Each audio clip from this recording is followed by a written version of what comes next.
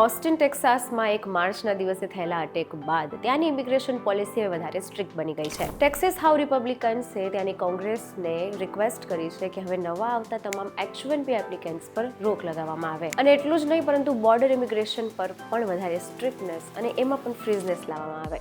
Hello, જાણવી પડ્યા wet વિદેશના આજના વિડીયોમાં જાણીશું કે શું છે આ લીગલ પ્રોસેસ.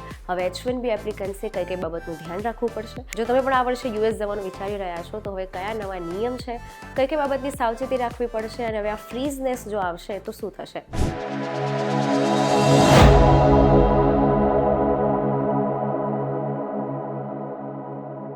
ટેક્સાસમાં ઇન્સિડન્ટ થયા પછી ત્યાંના લો મેકર્સે ત્યાંની સ્ટેટને લેટર્સ લખ્યા અને લેટર્સમાં અમુક ડિમાન્ડ મૂકી પોતાના નેશનલ સિક્યોરિટીને લઈને. 1 માર્ચે વેસ્ટ 6th સ્ટ્રીટ ઓસ્ટિન પર અટેક થયો, જેને થઈને કોંગ્રેસ લીડર્સને લેટર લખવામાં આવ્યા અને FBIએ ટેરરિઝમ એંગલથી ઇન્વેસ્ટિગેશન શરૂ કર્યું. ત્યારબાદ ટેક્સાસના લો મેકર્સે 4 ડિમાન્ડ મૂકી. પહેલી ડિમાન્ડ હતી ડિપાર્ટમેન્ટ ઓફ હોમલેન્ડ સિક્યોરિટી એટલે DHSને ફુલ્લી ફ્રન્ટ કરવાની. નેશનલ સિક્યોરિટી માટે DHS એવું માને છે કે જો ફ્રન્ટ લાઇન વધશે તેમની રિસ્ક કેપેસિટી ઓછી થઈ જશે. બીજી અને સૌથી વધારે ચર્ચિત જે ડિમાન્ડ છે લો મેકર્સની એ છે કે નવા તમામ H-1B એપ્લિકન્ટ્સને ફ્રીઝ કરવામાં આવે. જ્યાં સુધી એક્ઝિસ્ટિંગ વિઝા હોલ્ડરના કોમ્પ્રેહેન્સિવ ઓડિટ નથી થતું ત્યાં સુધી નવા વિઝા તેમના રોકી દેવામાં આવે. ત્રીજી ડિમાન્ડ છે બોર્ડર ઇમિગ્રેશન પોઝની. જ્યાં સુધી એક સ્ટ્રિક્ટ પ્રોટોકોલ પ્રોપર નથી આવતો ત્યાં સુધી બોર્ડરનું ઇમિગ્રેશન જે છે તેને ફ્રીઝ કરવામાં આવે. ચોથી ડિમાન્ડ છે ફેડરલ એજન્સીઝને રિડાયરેક્ટ કરવામાં આવે, જેથી ઇમિગ્રેશન રેકોર્ડ ઇન્ટેલિજન્સ ઇનપુટને ક્રોસ ચેક કરે, જેનાથી પોટેન્શિયલ થ્રેટ આઈડેન્ટિફિકેશન થઈ શકે. જો કોંગ્રેસ કોઈ એક્શન નથી લેતી તો સ્ટેટ્સને એમ્પાવર કરવામાં આવે,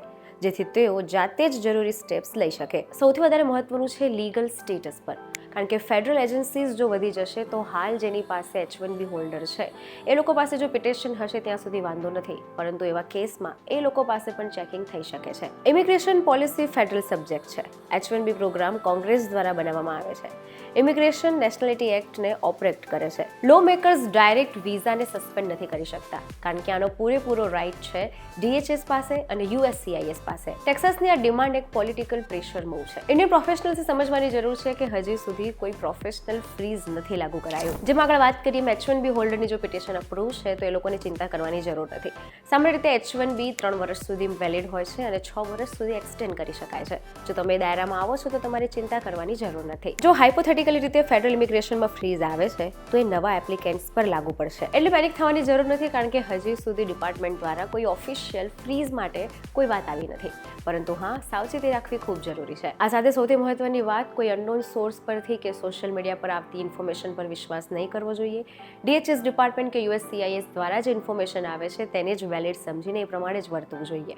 આવા જ ઇન્ફોર્મેટિવ વિડીયોઝ માટે જોડાયેલા રહો VTV ડિજિટલ સાથે.